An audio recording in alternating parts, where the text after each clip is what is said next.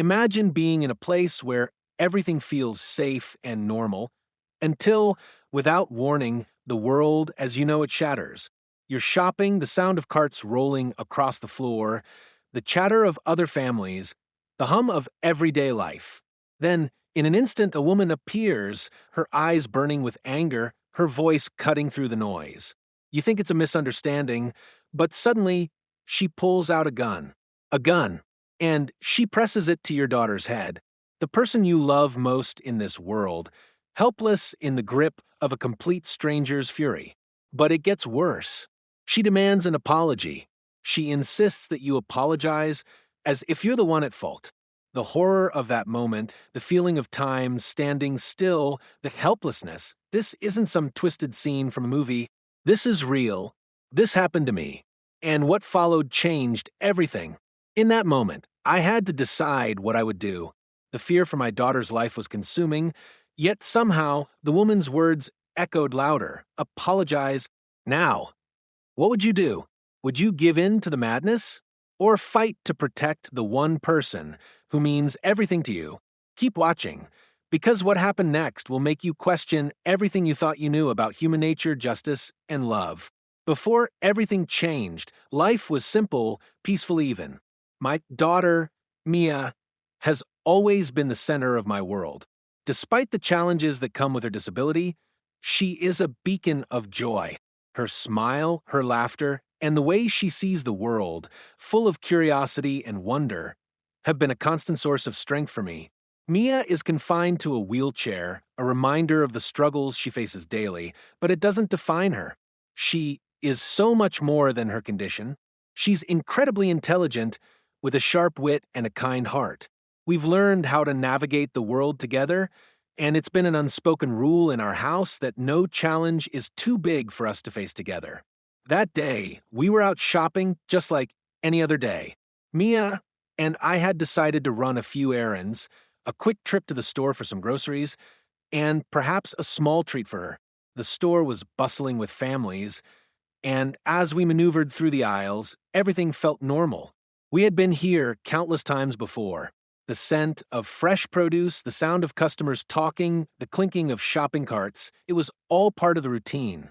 Mia was in high spirits, chatting away about the toys she had seen earlier, and I was just focused on ticking off the items on the shopping list. It was the kind of ordinary day that felt safe, that felt like it would stretch on peacefully, just like every other day. But then, out of nowhere, it happened. The shift. The world, in a matter of seconds, went from calm to chaotic. A woman, someone I had never seen before, approached us. At first, I thought she was just another shopper, maybe looking for something in the same aisle. But the look on her face told a different story. Her expression was one of pure anger, her eyes seething with a frustration I couldn't understand. Before I could even process what was happening, she started yelling at me. She was furious, accusing me of something that made no sense, of something I didn't even comprehend. The words were harsh, laced with venom. But it wasn't the words that made my heart stop. It was the way she grabbed my daughter's wheelchair. For a brief moment, I froze. I couldn't believe what I was hearing or seeing. The woman, clearly unhinged, was now demanding that I apologize. I was confused, overwhelmed, trying to keep my composure for Mia's sake. But this woman wasn't having it. She didn't just want an apology. She wanted me to pay for something I didn't do, something that was never my fault. And then, just as quickly as the verbal assault began, the situation escalated to something much worse. I still remember the chill that ran through me when I saw it, the gun. She pulled it out, pointing it directly at my daughter's head. It happened so fast, I thought I was imagining it. But the cold metal was real, the threat palpable. My world tilted on its axis in that instant. All the normalcy, the safety, the routine, it was gone. There I was, standing in front of the stranger with a weapon aimed at my child, and all I could think was, how did we get here? I couldn't believe it. How could someone do this? How could a person be so consumed by their own anger that they would threaten the life of an innocent child? And yet there she stood, her face twisted with rage, demanding an apology as if that would somehow make everything right. I was paralyzed, unable to think clearly, unsure of how to react. Every instinct in me screamed to protect Mia, but the gun made it all feel surreal. Everything I knew about safety, about the world being a place of normalcy, was crumbling around me. What would I do? How could I protect my daughter from this woman's fury? The tension in the air was palpable as I tried to process the situation, but everything felt like it was happening in slow motion. For a brief moment, I considered whether this could be a misunderstanding. Maybe this woman was having a bad day, perhaps something had set her off, and I was just in the wrong place at the wrong time. But as the seconds ticked by, I realized it was something much more dangerous. The store was still bustling with activity. Shoppers moved in and out of aisles, the sound of carts rolling on the tiled floor, providing a strange contrast to the chaos that was unfolding right before me. Mia, oblivious to the escalating situation, continued to chat, her voice light and carefree. She was in her own little world, unaware that everything around her was about to change. I had to keep it that way. She couldn't know what was happening, not yet. I tried to calm myself, focusing on the breath that seemed to catch in my throat. My heart was racing, a frantic rhythm that echoed in my chest. I wasn't sure what to do or say. Every part of me screamed to protect Mia, to grab her and run, but I was frozen. Every fiber of my being screamed that this couldn't be happening. Not to us. Not to my little girl. The woman, her features contorted with rage, was now stepping closer. She was tall, her dark hair pulled back in a messy ponytail, and she was wearing an old leather jacket that looked too big for her frame. Her eyes, though, were what struck me most. They were wild, furious, like a cornered animal ready to lash out. She was pointing directly at Mia, as though the very sight of her was the source of her anger. My brain raced to make sense of it. What had we done to provoke her? Do you see her? She spat, her voice sharp and full of venom. She's nothing but trouble. You shouldn't be out in public with that thing. She was referring to Mia's wheelchair, the very thing that made her so unique. I flinched, feeling the sting of her words like a slap to the face, but I held my composure. I had to. For Mia. For myself. I tried to speak, to reason with her, but the words wouldn't come. The woman wasn't interested in hearing anything I had to say. You need to leave, she demanded, her voice rising. Now, apologize for bringing her here. Her finger jabbed in Mia's direction, her eyes practically spitting fire. I could feel my pulse pounding in my temples, and a cold sweat began to form on my brow. My hands trembled at my sides. It was all happening too fast, and yet, in my mind, it felt as though time had slowed down. I could barely hear the murmurs of the other shoppers, as if they had all disappeared, leaving only this woman, her fury, and me standing there, unable to move. Mia looked up at me with confusion in her eyes.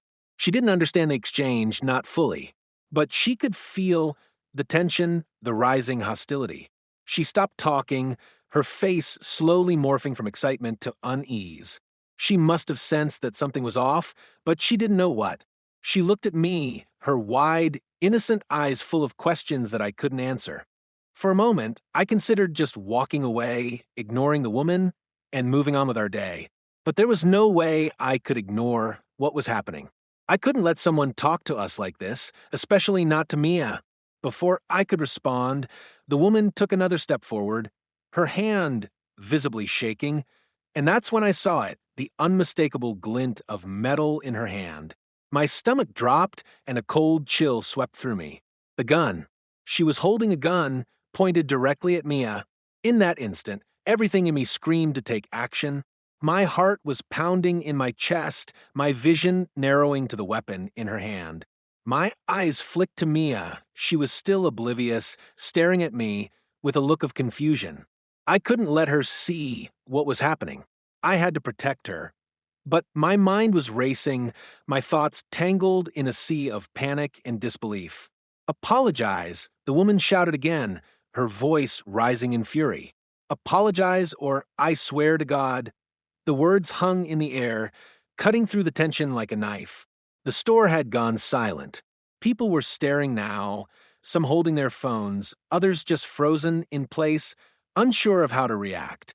But nobody moved. Nobody intervened. I felt the weight of the gun pressing against my chest as though the threat of violence had rooted me to the spot. I wanted to rush Mia out of there, but I knew any wrong move could set her off. I couldn't risk her getting hurt. My mind was clouded, my body tense with the fight or flight response that I could hardly control. What should I do?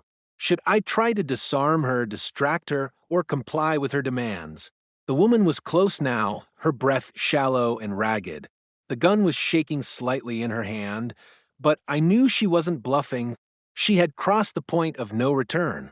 Her eyes were wild, unhinged, as if she had lost all sense of rationality. "Why won't you listen?" she screamed, her voice cracking. "She doesn't belong here. Apologize. Apologize for bringing that thing into this store." The venom in her words cut deeper than the gun she was pointing. It wasn't just the threat of violence that shook me, it was the sheer hatred she was spewing. The hatred directed at my daughter, at the very essence of her being. Mia was just a child, a beautiful, kind, innocent child, and yet this woman saw her as a target for her fury. My heart ached as I looked at Mia. She was still too young to understand the full weight of the situation, but she could feel the change in the air. Her innocent expression was slowly replaced by confusion and fear as she tried to make sense of the woman's actions. I knew I couldn't stand there forever. I had to do something. My instincts kicked in. I had to protect her. I had to get us out of there. But how? How could I fight against someone who was holding a gun, especially when my first priority was keeping Mia safe? I tried to steady my breath, trying to regain control of my racing thoughts. The woman was inches away from us, the gun still pointed directly at Mia. It felt like an eternity, like time had stopped altogether. But I knew I had to make a decision. What should I do next? The gun was no longer just a cold, metallic object in the woman's trembling hand. It was an imminent threat, a life-altering moment that stretched and warped reality. It was right there, barely inches away from Mia's innocent head, and I couldn't breathe. Time itself seemed to slow down. My mind raced, but my body was paralyzed, frozen in place as I processed what was happening, trying to find the right words, the right move, anything that might ease the situation. But nothing came. There was no answer, no solution that made sense. I could hear the faint sound of my own heartbeat in my ears, each thud drowning out everything around me. I looked down at Mia, her wide, confused eyes staring back at me. She didn't fully understand what was happening. To her, this was just another encounter with a strange person, but the fear in her eyes was unmistakable. She sensed something was terribly wrong. She hadn't asked for this. She hadn't asked to be a target of this woman's anger, her misplaced rage, her absurd and dangerous belief that Mia didn't belong in this world, that somehow she was a burden, a thing to be removed, pushed aside. That was the most painful thing about it all. This woman, who had no right to impose her hatred on us, was holding a gun to my daughter's head and demanding that I apologize for being a mother. The woman's voice shook as she screamed at me again, her words seething with venom. "Apologize now." Her face was twisted in anger, her breath rapid and shallow. There was no rationality left in her. She was beyond reason, beyond anything that could make sense. All she wanted was to make me suffer, to make me bend, to force me into submission. But I couldn't. I couldn't apologize for something I hadn't done. I couldn't let her win. Every part of me wanted to shout at her, to demand that she stop, to make her see the absurdity of the situation. But I couldn't. The gun, the cold, unforgiving gun, was in the way. My thoughts, once sharp and focused, now seemed to scatter. What was the right move? What could I say that wouldn't escalate the situation further? What could I do to get Mia out of here safely? The pressure in my chest grew. I felt a lump form in my throat, choking me, and for a moment I was terrified that I couldn't protect her. I looked at Mia again, her innocent face, her bright eyes still full of confusion. She didn't know that she was staring death in the face. She didn't know that this moment, this terrifying moment, could change everything. I could see the fear creeping into her expression now. Her hands, which had been resting on the arms of her wheelchair, were now clenched tightly in her lap, a silent signal that she, too, felt the weight of the situation. I had to act. I had to protect her. My instinct screamed at me to move, to get her out of this, to make the woman stop, but my legs were frozen. The woman's gun was the only thing I could see now. It was all I could focus on. Her shaking hand was a constant reminder of the danger we were in, and then the words came. It was as if they were whispered by some part of me I didn't even know was still functioning. "I'm not apologizing," I said, the words barely above a whisper, but they felt strong, stronger than I felt in that moment. "I'm not apologizing for being a mother to my daughter. I won't apologize for her life." The woman's eyes narrowed. She took a step closer, her grip on the gun tightening, her face contorting further into fury. "You think she deserves to live?" she spat. Her words cut, deep, deeper than any blade. The sheer hatred behind them was suffocating, and I could feel the air around us thickening with her anger. But I refused to back down. I had to protect Mia. My thoughts were chaotic, but my voice was steady. "She deserves to live. She deserves a life. Just like you do. You have no right to decide her fate." The words felt like fire on my tongue, but they were the only ones that mattered. I wasn't going to let her demean Mia, reduce her to something less than human. I wasn't going to allow this woman to believe that Mia didn't have the right to exist, to breathe, to live. For a moment, there was silence. The woman didn't move, and neither did I. The tension hung between us like a thread, a fragile cord that could snap at any second. I could feel the weight of the gun pressing down on me, could feel the anger in the air like a living thing, but in that silence, in a moment where nothing moved, I realized something. I had to be stronger than this woman. She was broken, consumed by hatred, but I had something she didn't. I had love for Mia, for my family, and I wasn't going to let her destroy that. Mia shifted slightly in her wheelchair, a small, imperceptible movement. But it felt like a signal. A small sound came from her, a soft whimper, something so quiet, so innocent, that it nearly broke me. The fear in her eyes was now clear. She knew something wasn't right. She was starting to understand. Her small hands gripped the sides of her chair tightly, her body tensing as though bracing for something. I could see the confusion, the fear, but also the trust. She trusted me. She was waiting for me to do something. Anything. I couldn't let her down. Not now. Not ever. I reached out, slowly, as if to reassure her that everything would be okay. My fingers brushed against her hand, and she looked up at me. Her eyes, full of trust, full of confusion, searched mine as if asking, "What do we do now, Mommy?" And that was when the fear hit me. The overwhelming fear that I wasn't going to be able to protect her. The woman's voice cut through my thoughts again, sharp and wild. "Apologize. Do it now." I wanted to scream, wanted to shout at her to stop, to leave us alone. But I knew I couldn't. The woman was at her breaking point, and any sudden move could set her off. I had to be calculated. I had to outsmart her. Just as the gun wavered slightly in her hand, I saw a flash of movement in the corner of my eye. I didn't know if it was just a blur or a figure in the background, but in that moment, my focus was diverted, and that was when it happened. A voice rang out from across the store, commanding and loud. "Get down! Everyone, get down!" The woman turned instinctively, her attention momentarily diverted from me and Mia. In that split second, I seized the opportunity. I didn't know who had shouted, but their voice had given me the window I needed. Without thinking, I grabbed the handles of Mia's wheelchair and jerked her back. We were moving. The woman, startled by the sudden movement, had lost her focus, just for a moment. I didn't know if the woman would follow us, if she would retaliate, but I couldn't stop now. I pushed Mia's wheelchair as fast as I could, weaving through the aisles, dodging other shoppers who were also frozen in fear, unsure of what was happening. I was barely aware of anything around me. My heart was still pounding in my chest, my body still trembling from the shock. But I was moving, we were moving, and I had to keep going. We burst through the exit doors and into the parking lot. I didn't stop until we were safely in the car. Mia was shaking, her small hands gripping the armrests of her chair. I could barely speak, but I whispered, "We're safe. We're safe, baby."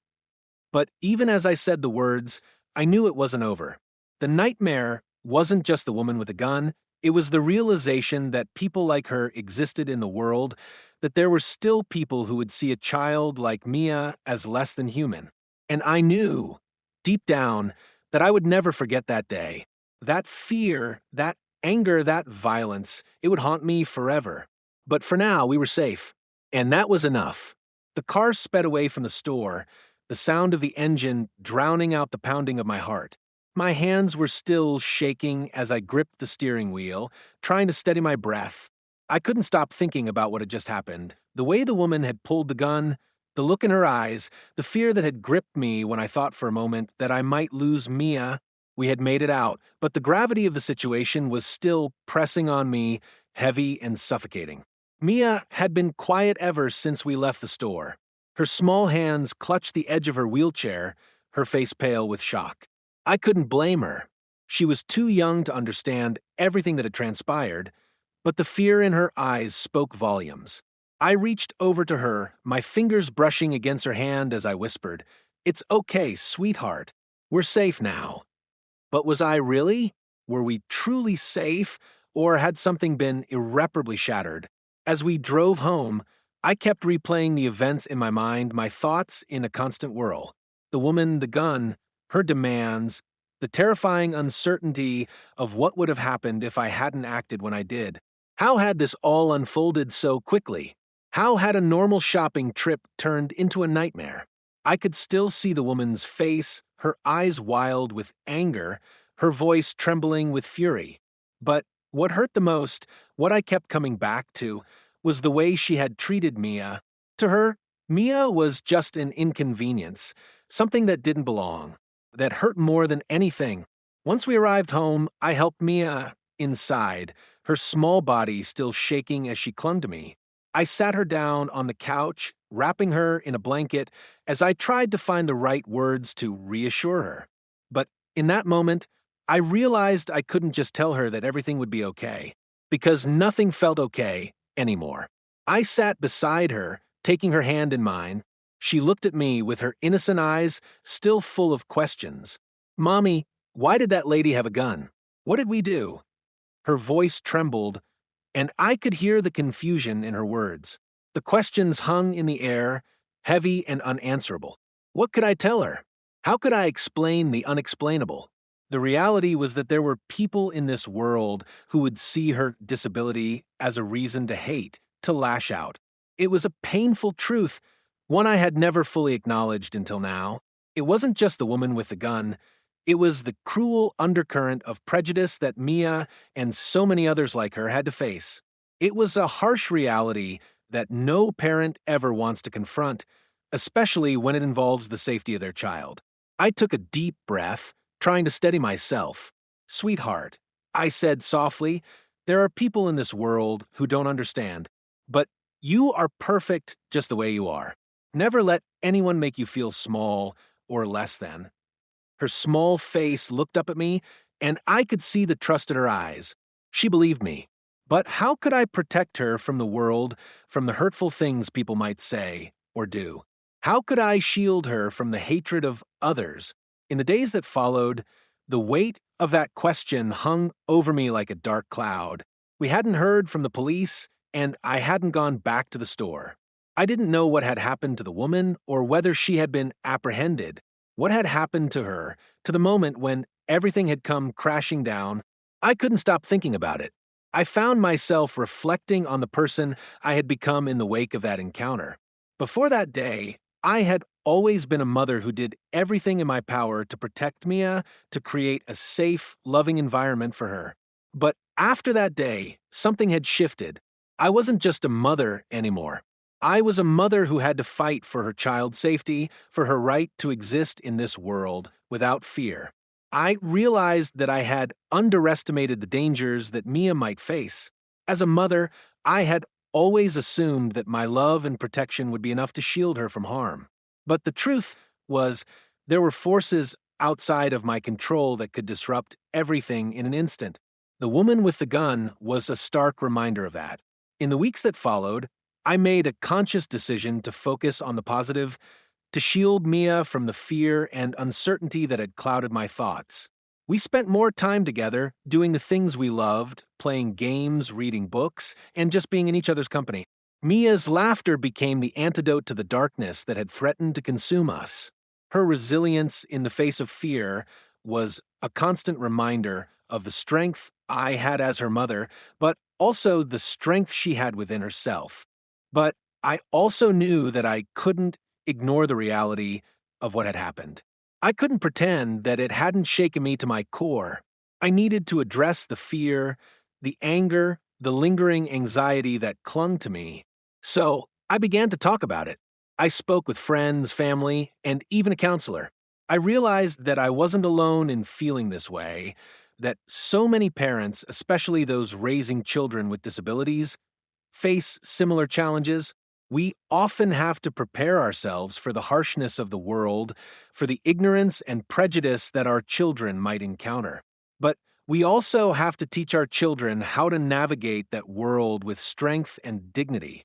One of the hardest things for me to come to terms with was how much I had to shield Mia from the reality of the world.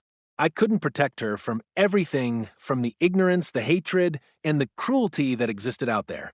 But I could teach her how to respond, how to carry herself with pride and confidence, how to rise above the negativity. As the months passed, I became more and more aware of the world around me, how it treated people with disabilities, how it viewed those who were different. I saw the subtle ways in which Mia was excluded, how people sometimes avoided making eye contact with her or made her feel less than because she wasn't like everyone else. It broke my heart, but I also saw something beautiful, the incredible resilience that Mia possessed, the way she never let others' judgments define her. She would smile at people who stared, she would engage with others, always showing kindness and grace despite the prejudice she faced.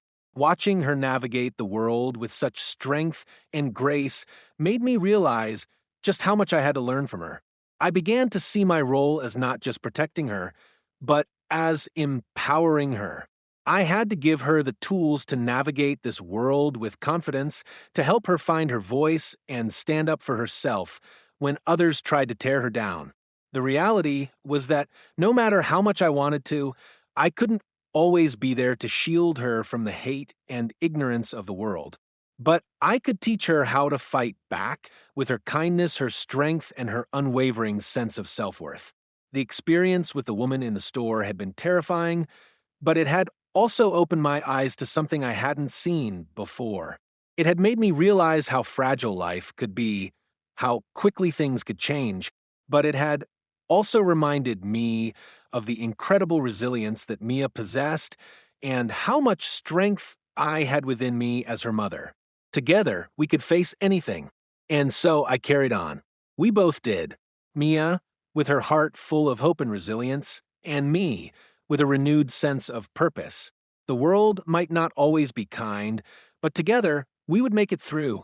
We would find strength in each other, and we would rise above the hatred and prejudice. For Mia, I would always fight. For her, I would always stand tall. And for myself, I would never again underestimate the power of love. The love that had kept us safe, had kept us strong, and had given us the courage to face whatever lay ahead. 6. Final hook, 3,000 words. The sound of the car engine was the only thing that filled the silence between us as we drove home. It was a low hum, a constant reminder of the chaotic events that had just unfolded. I kept my eyes on the road, but my mind was elsewhere, back at the store, in that terrifying moment when I thought I was about to lose everything. I could still feel the weight of the woman's gun pressing against the air, the sharpness of her voice as she demanded an apology, and the cold fear that gripped my chest as I realized just how close we had come to tragedy. I looked over at Mia. She was still silent, her little body curled up in the seat beside me, her eyes wide but distant, as though she were trying to block out the nightmare we had just survived. Her hands gripped the armrests of her wheelchair, her fingers trembling ever so slightly. I could feel the fear radiating off of her, even though she didn't fully understand what had happened. I had tried to shield her from the worst of it, to keep her safe in the physical sense, but the emotional scars would take longer to heal. The look in her eyes, the fear she didn't have the words to express, that would stay with me. It would haunt me, and I knew that it would stay with her too. In the days that followed, I couldn't shake the feeling of that moment. I had managed to protect Mia physically, but the emotional damage was far more difficult to erase. She wasn't the only one affected by what had happened. I, too, had been shaken to my core. I had always prided myself on being strong for Mia, on being her protector, her shield against the world. But that day, I had felt more vulnerable than I ever had before. It was a feeling I hadn't expected, one I couldn't prepare for. As a parent, you spend so much of your time trying to build a safe, loving environment for your child. You do everything you can to shield them from harm, to teach them right from wrong, to keep them away from the ugliness of the world. But that day, I had been reminded of something I hadn't fully considered. The world isn't always a safe place, and sometimes the people you least expect are the ones who can hurt you the most. I thought back to the woman in the store. She had no idea what my life was like, what Mia's life was like. She didn't know how hard we fought every single day, how many challenges Mia faced just to have a normal day. Yet, in her eyes, Mia wasn't even a person. She was a burden, a problem to be fixed, a thing that didn't belong. Her hatred, her anger, it wasn't just directed at me, it was directed at everything Mia represented. And that more than anything was what left the deepest scar. It wasn't the gun, the threat of violence, or the fear of losing my daughter. It was the dehumanization of her. That someone could look at my child, my beautiful, kind-hearted daughter, and see nothing more than a problem to be eradicated was something I couldn't wrap my mind around. It shattered me in a way that nothing else could. But as the days passed, I began to realize something. The fear that had taken hold of me, the anger I felt toward that woman, was not something I could carry with me forever. It wasn't something I could allow to shape the way I looked at the world or the way I raised Mia. The truth was, the woman's hate didn't define us. It didn't define Mia. And I couldn't let it define me either. We were more than that moment, more than her twisted views. What mattered was how we responded, how we chose to move forward from that day. Mia and I had both faced something unimaginable, but it was how we came out on the other side that would shape who we were from that point forward. I knew I couldn't protect Mia from everything no parent can. There would always be people in the world who didn't understand, who would judge, who would hate simply because they couldn't see the full picture. But I could give her something more powerful than protection. I could give her strength, confidence, and the understanding that no one, no matter how loud their voice or how violent their actions, had the power to take away her worth. As we moved through the days after the incident, I made a conscious decision to embrace the lessons that this experience had taught me. Mia and I had been through something no one should ever have to face. But we had made it out. We were still here. And that was something worth celebrating. We spent more time together in the weeks that followed. We went on walks, we played games, and we had long, quiet moments where we just sat together, enjoying each other's company. I wanted Mia to feel safe again, to feel like the world wasn't a terrifying place. I wanted to remind her that no matter what happened, we would always have each other. And in the quiet moments when the world felt peaceful again, I could see the resilience in Mia. She wasn't defined by the moment in the store. She wasn't defined by the hate she had encountered. She was defined by her strength, her kindness, and her unwavering belief in the goodness of the world. And that more than anything was what kept me going. But it wasn't just about Mia. It was about me too. I had to learn how to be stronger than my fear, stronger than the hate that had been directed at us. I had to learn how to move forward with purpose and with love, despite everything that had happened. I had to find a way to not let the anger and the fear consume me, to not let the world's cruelty take away my ability to love and to give. In the days after the incident, I spoke with other parents, especially those raising children with disabilities. I learned that we were not alone. I wasn't the only one who had faced prejudice, who had dealt with people looking down on their children because they were different. And I wasn't the only one who had fought, time and time again, to protect my child from a world that wasn't always kind. There was a community of parents out there, just like me, who had been through the same challenges, who had learned the same lessons. What struck me the most was the resilience of these parents, their unwavering love for their children, and the way they had turned their experiences into strength. They had all faced moments like mine, moments of terror, moments of doubt, but they had come out stronger. They had fought for their children just as I had fought for Mia, and they had found a way to keep moving forward, no matter how hard it got. I realized then that it wasn't just about surviving the terrible moments. It was about finding a way to thrive in the aftermath. It was about creating a world for Mia where she could be herself, where she could feel safe and loved, where she could pursue her dreams without fear of being judged or discriminated against. And if I could do that for her, I could do it for myself too. It was in those moments of reflection, those quiet conversations with other parents, that I began to understand what it truly meant to be strong. It wasn't about being invincible or unaffected by the world's cruelty. It was about choosing to love, to protect, to fight for the people who mattered most, even when the world seemed to be against you. It was about choosing to rise above the hate, to push through the fear, and to hold on to the love that made you who you were. So, I ask you, what would you do if you were in my shoes? Would you apologize, as the woman demanded, even though you knew it wasn't your fault? Would you give in to the pressure, or would you stand firm and fight for your child's life, for their dignity, for their worth? As parents, we face unimaginable situations. We face moments where our strength is tested, where we are forced to make impossible decisions. But it is in those moments that we define who we are. It is in those moments that we show the world what it truly means to love, to protect, and to fight for what's right. Mia and I may have been shaken, but we both grew stronger from this experience. We learned that no matter what the world throws our way, we can rise above it. We can choose love, we can choose strength, and we can choose resilience. So I ask you again, how far would you go for your loved ones? Would you fight for them no matter the cost? Let me know in the comments below.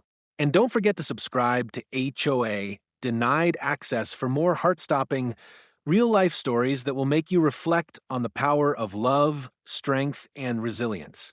Because in the end, it's not about how many times life knocks you down. It's about how many times you get back up and keep fighting for what matters most.